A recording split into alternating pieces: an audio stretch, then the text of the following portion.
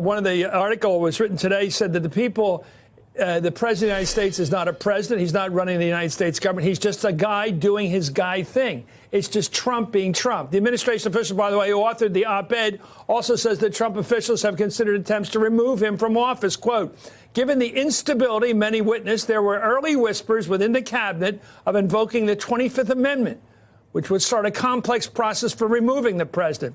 But no one wanted to precipitate a constitutional crisis, so we will do what we can to steer the administration in the right direction until one way or another it's over. Joyce, that's an amazingly sepulchral comment, basically. This presidency is going to die at some point. Let's just write it out and keep it as being as least dangerous as possible. The idea that the 25th Amendment would ever be used is really hard to contemplate that we're at that point. And it would require the vice president to part company with the president, as well as a majority of the cabinet, and for those folks to get together and to ask the Congress to sit down and consider the president's competency. So the op-ed is correct. It would trigger a constitutional crisis. Congress would have a lot of decision-making power. We can debate all day whether they would stand up and perform their function under this setting, but it would be largely unprecedented. And similarly, the president's reaction to call this treason is just a mind-boggling display of his ignorance about the constitutional basis for founding this country, because something that the founding fathers did was to reject the idea that treason involved a sovereign, and they did away with a couple hundred years of English common law and adopted this view that treason is only a citizen who provides aid or comfort to a foreign enemy, that there is no duty of loyalty owed to the sovereign in that sense of it being treasonous. So he is shooting off cylinders here, but still hard to contemplate that we're in 25th Amendment territory. It sounds like we are. Rather than dispute, by the way, the content of the op-ed late today that will appear in the New York Times tomorrow, the president, true to form, lashed out at the Times. When you tell me about some anonymous source within the administration, probably who's failing and probably here for all the wrong reasons, no.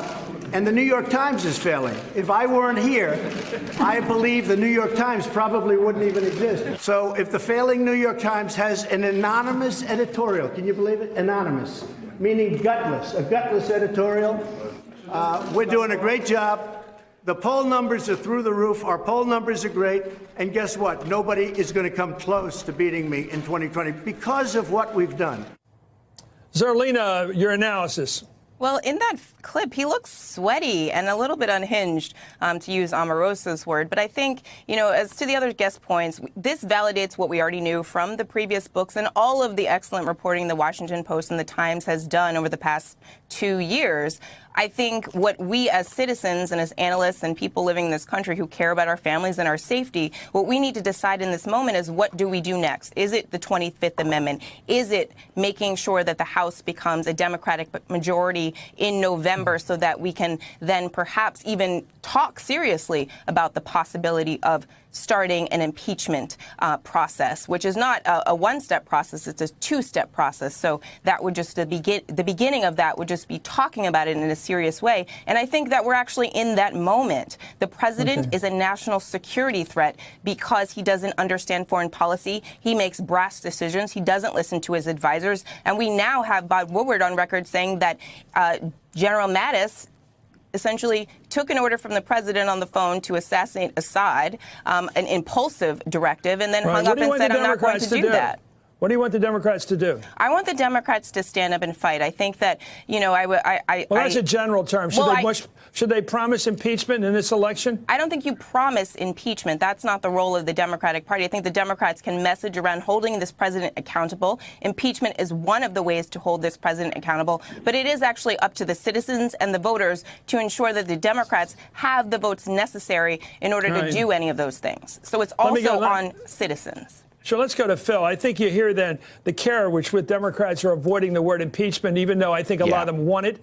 They have a passion for it. I know. I can read polls. And my question then is, what's going to likely happen? I've been talking to you guys for months now about people in the White House willing to speak to you on background. This person went a step beyond background and put out an op-ed piece for the New York Times, a direct, to me, a statement of war against the president. Now, what's the next step going to be? Are people going to rally to this Fletcher Christian character? I mean, it's a mutiny. That's what's going on. People within the White House are saying this president's sort of a Captain Queeg, to mix my metaphors. He's a little bit off it. Something's got to be done. What will be done inside the White House by the staffers? Anything? Well, we'll see, Chris. We'll see if the staffers inside the White House are going to be able to identify who this official is. And if so, that official's probably not going to be in the job for very long. But I think there's going to be mounting public pressure for this. Do you know who wrote this op-ed? I have no idea who it is. There's a lot of speculation around here, I got to tell you. Most of us I've talked to think it was somebody who can write, somebody knows how to put an op-ed piece together, knows how to get it to the Times without any clerical assistance, without any kind of pomposity, having somebody make the phone call for him, somebody put it online for him. No, somebody can do it him or herself. That's what I narrow it down to. What do you make of that? I don't know who it is, Chris. I can tell you from our reporting in the last hour that the president is speculating to his confidants that it might be somebody in a national security realm, but there's no evidence yet of who the official is. Regardless, though, I think there's going to be public pressure, as Steve Schmidt was mentioning, for this official to come forward and for others in the administration who identify as part of this resistance to come forward, and perhaps that will change the outlook that the Republican leaders in Congress have had throughout this presidency, which is to sort of let him go along without being fully checked. Well, let me get to the earmarks. The earmarks, to use lodestar is a term the vice president likes to use. His speechwriters like to use the word lodestar, an unusual vocabulary word, and it shows up in this op-ed. It also talks about morality, the lack of morality, amorality or immorality. It sort of had a sense of maybe a neocon edge to it, a sense of this president doesn't know what he's doing in terms of international strategy. I can imagine a number of motives behind this, Michael Schmidt. Yeah. And it's interesting to see what are the things that really... Why would somebody stick their neck out and their career out unless they really believe, A, there's ideologies being threatened, or their morality is being threatened, or the republic itself is being threatened? But from day one, you have seen more anonymous sources talk about this presidency than any other because they were so bothered by it. You see it every day in the paper. Now you're simply seeing it in op-ed. So is it that different? Well, it certainly has caught the public's attention, and that's the thing. What are the things that make the public change their view? Is there a difference between a guy? Hey there, I'm Chris Hayes from MSNBC. Thanks for watching MSNBC on YouTube. If you want to keep up to date with the videos we're putting out, you can click subscribe just below me or click over on this list to see lots of other great videos.